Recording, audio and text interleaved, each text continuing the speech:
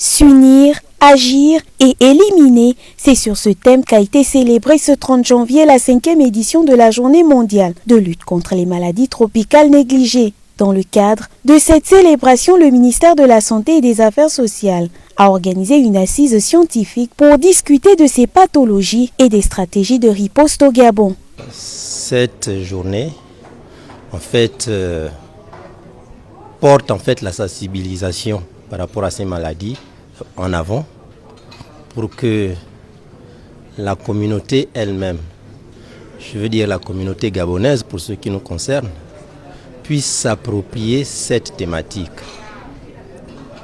dans le subconscient collectif. Nous avons un certain nombre de maladies pour lesquelles le ministère de la Santé s'investit beaucoup.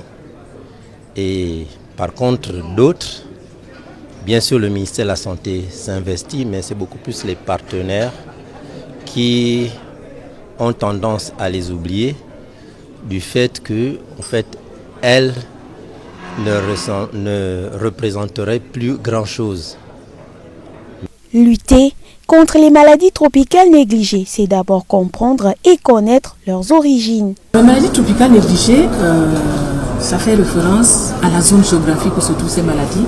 Donc c'est une zone tropicale, l'Afrique, l'Asie, les Amériques. Mais négligées pourquoi? Parce que ces maladies n'avaient pas été portées par les chercheurs et le personnel de santé pour leur lutte. Dans le pays, tous les centres de recherche médicaux travaillent sur les maladies tropicales négligées, tel est le cas du centre de recherche médicale de Lambaréné, qui traite à 99% des MTN. Il y a un phénomène que j'aimerais bien rappeler ici, et il y a la maladie qu'on appelle la bilharziose. La bilharziose, c'est une maladie, c'est un ver qu'on contracte dans l'eau sale, l'eau infestée.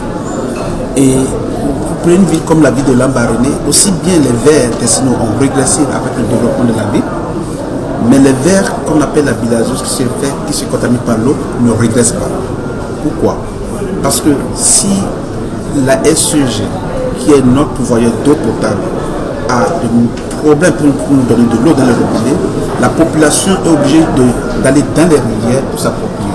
Et nous avons été surpris de voir que cette maladie, cette infection est très très présente et à un taux un peu élevé par rapport aux autres localités, et on ne peut l'attribuer que du fait que les gens recourent dans l'eau. Parce que si vous n'avez pas de contact avec l'eau, vous ne pouvez pas vous contracter par ces maladies.